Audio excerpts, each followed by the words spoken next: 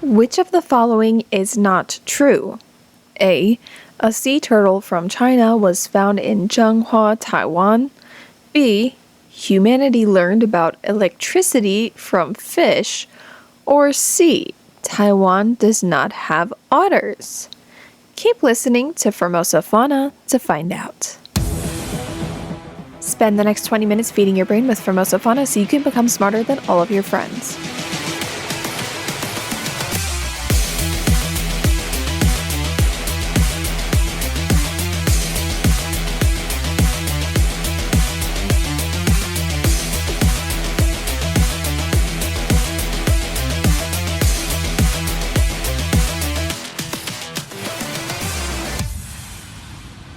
Every Friday is Formosa Fauna Friday. Hello, I'm Tristan, the voice of Formosa Fauna.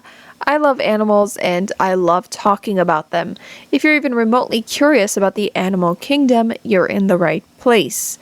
It's now June all around the world, I was going to say in Taiwan, but what makes it special in Taiwan is it's getting extra hot.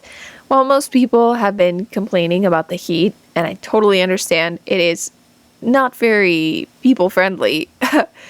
I've seen such a wide variety of bugs and other little critters come out this season, this year, and it's just made my experience in Taiwan all the more fascinating and interesting. Yesterday, I went to go look for an injured cat around a community in northern Taiwan, and as I'm looking for the cat, I'm just taking a little walk around and I see this beetle, this beautiful beetle. I hesitate to use the word beautiful to describe a bug, but this is a bug beloved by many in Asia, including in Japan. They sell specialized equipment that kids will go get with their parents so they can find these beetles during the summer months and take care of them as pets. They kind of look like cockroaches, sorry, but they're black or very dark in color. They have horns on the top of their heads and they move differently, like they squiggle side to side. It has been described to me as cute the way they move. But anyway, on today's agenda, we're going to talk about International Eurasian Otter Symposiums, sea turtles stranded in Changhua, electric torpedo rays, and excessive barking in dogs. Let's dive right in.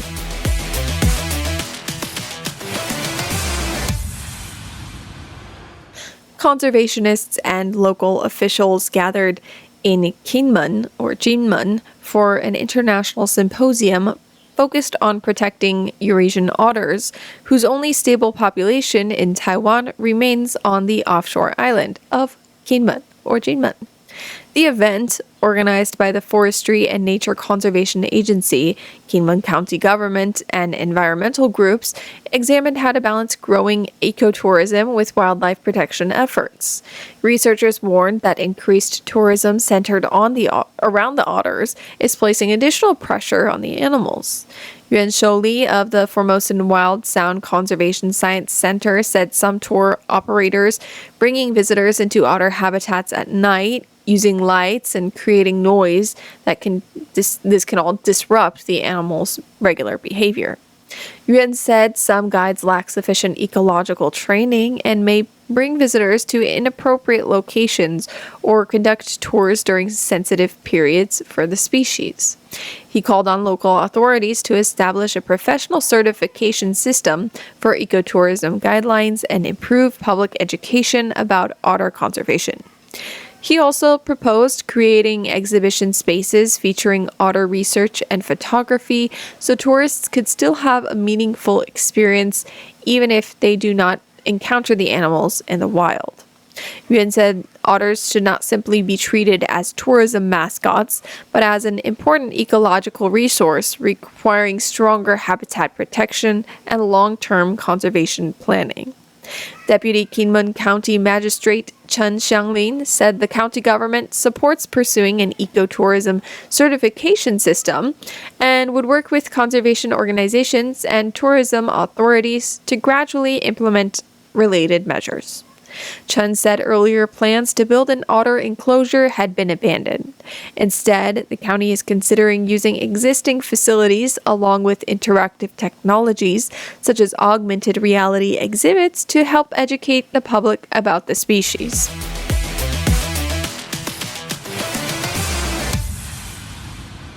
A sea turtle found stranded in an oyster farming area in Changhua County has been linked to a marine research project in China after authorities identified a satellite tracking device attached to the animal. The green sea turtle was discovered by fishermen in Fuxing Township who notified Taiwan's Ocean Conservation Administration, the OCA, and Coast Guard Administration. The unusual transmitter mounted on the turtle's shell quickly drew public interest, particularly because it featured simplified Chinese text. An investigation by the OCA determined that the device was produced by the Chinese Academy of Sciences Institute of Deep Sea Science and Engineering.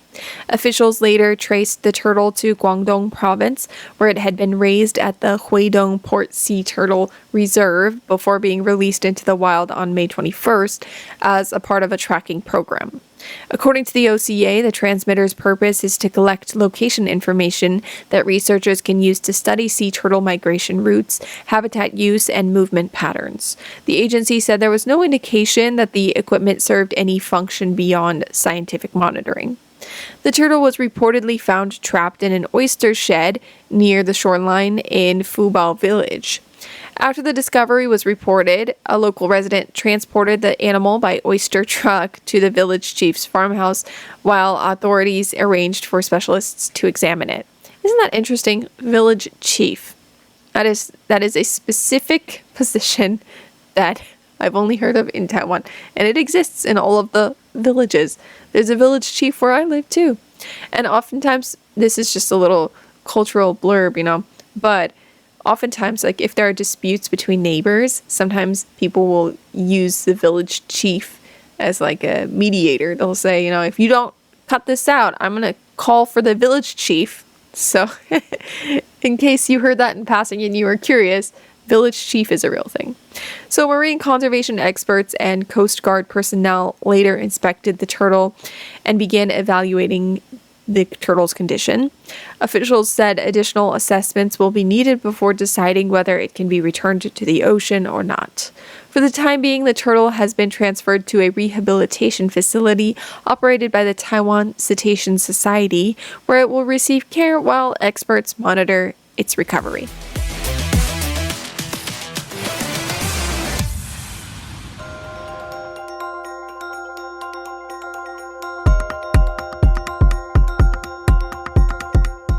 Today, we're going to learn all about the electric torpedo ray. As Dr. Helen Scales writes in Around the Ocean and 80 Fish, the first time humans had close encounters with electricity was from the tingle and jolt of electric fish. Ancient Greeks and Romans knew of rays from the Mediterranean, and they had 5 blue eye spots on their back and could deliver a painful shock upon touch. So back in the day, nobody knew about electricity, but they used these shocking fish as medical therapy. A torpedo ray can, when placed on the head and given a shock, could allegedly get rid of headaches. People suffering from gout were instructed to stand in the shallow sea and step on a torpedo ray until they were numb from the knee down. Centuries later, various electric fish helped scientists to figure out what electricity really is, and it helped them discover that every living body is powered by bioelectricity, the impulses that zap along nerves and cause muscles to contract. Electric fish also paved the way for people to harness electric currents. They inspired the Italian physicist Alessandro Volta to build the first electric battery in 1799. But more about the rays themselves.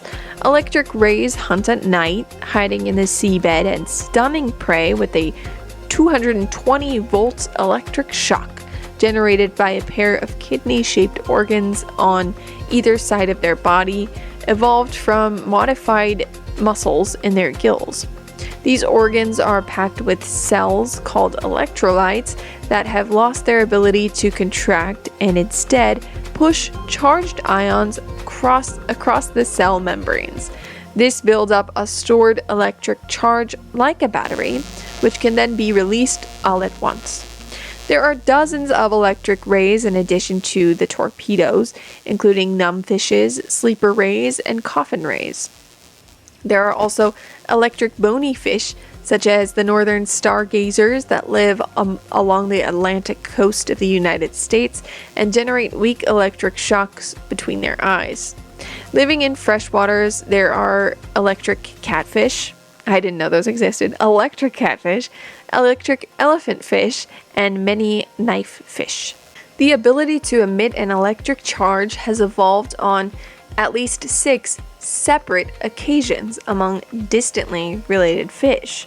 Dr. Helen Scales cheekily says, all of which ignore the health and safety warning to mix electricity and water. Taiwan is an island that is 70% covered by mountains, lakes, and jungle. Taiwan's early connections to the Pacific and Southeast Asia are well established and are the basis for seeing Taiwan as an ocean nation. Did you know that over 17,000 species thrive in the deep sea where no light penetrates the ocean waves? Or that there are 38,000 different kinds of microbes in just a liter of seawater? These were all discoveries made by the Census of Marine Life, a 10-year international effort that assessed the diversity, distribution, and abundance of marine life.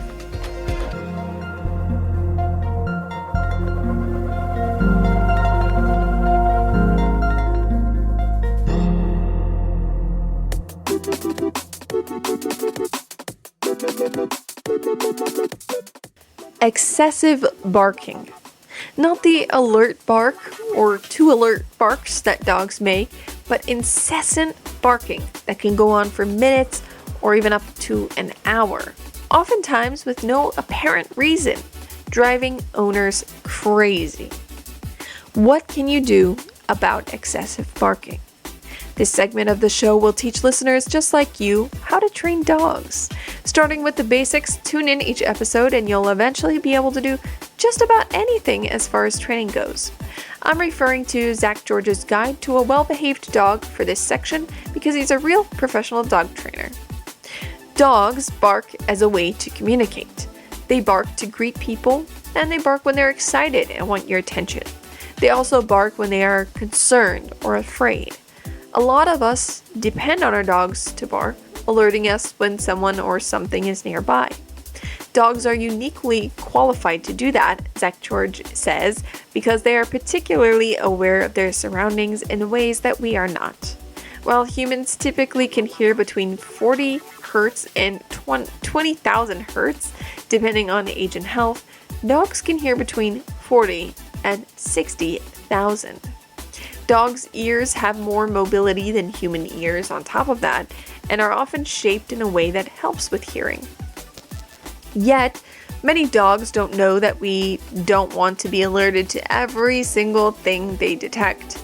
Most unwanted barking occurs because a dog doesn't have a sufficient mental and physical outlet. Unwanted barking is most common with under-exercised and bored dogs. When a dog has pent-up energy, it's best to work more exercise into their routine. As with most dog training, the ideal time to address the issue is not while your dog is actively having a barking fit. For example, if someone comes to the door and your dog starts barking up a storm, you're not likely to succeed in getting them to calm down and stop barking in that moment. That's because dogs don't respond well when their teacher's attention is divided. You, instead, should plan primary training sessions to minimize barking. This is what you should do. First, give the dog some exercise before the training. Make sure they already know sit and stay commands, ideally also leave it or look at me commands as well.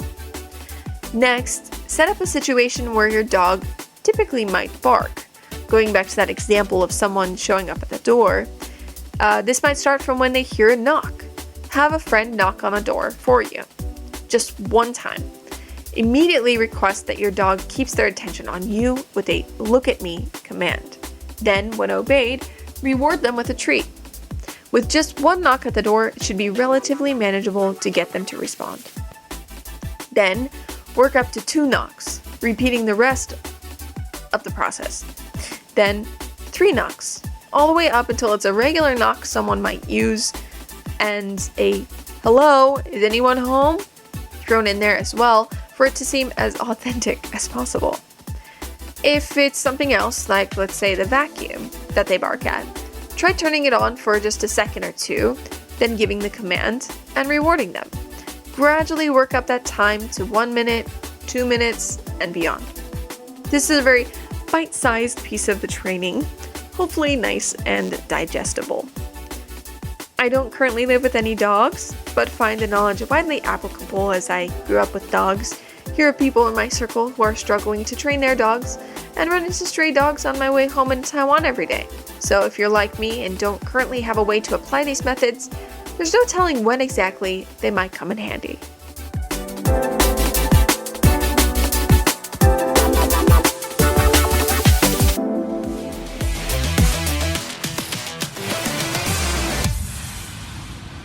Taiwan Coast Guard personnel rescued a stranded Blainville's beaked whale near Green Island recently, while a separate rescue effort, including a Fraser's dolphin in Taiwan, ended unsuccessfully after the animal died before it could be released.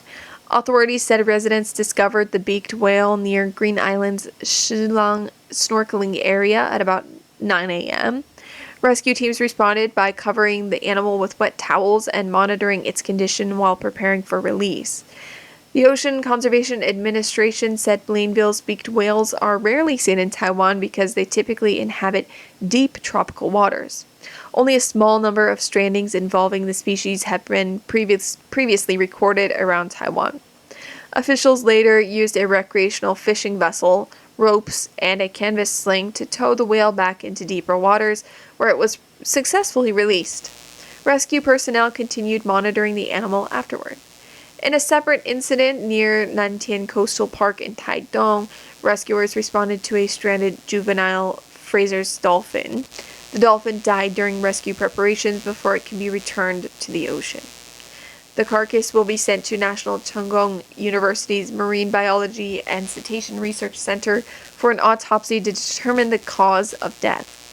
Officials said Fraser's dolphins are commonly found in deep, warm waters through eastern Taiwan's, though eastern Taiwan's steep underwater terrain often brings them closer to shore. The Coast Guard urged the public to report stranded marine mammals through its 118 hotline and advised people encountering whales or dolphins ashore to keep the animals upright and wet while avoiding loud noise or direct handling.